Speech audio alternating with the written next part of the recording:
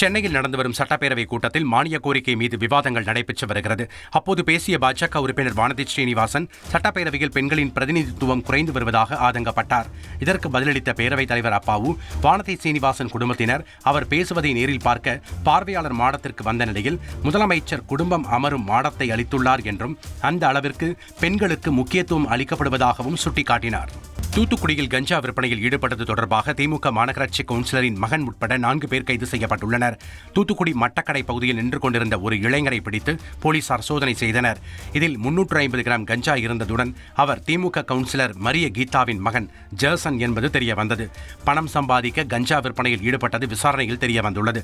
இது தொடர்பாக ஹரிபிரபாகர், சத்யசீலன், கார்த்திக் ஆகியோரை போலீசார் கைது செய்தனர். அப்போது அங்கு வந்த மரிய கீதா தகராறில் ஈடுபட்டுள்ளார். இதையடுத்து 4 பேரையும் போலீசார் நீதிமன்றத்தில் ஆஜர்படுத்தி சிறையில் அடைத்தனர்.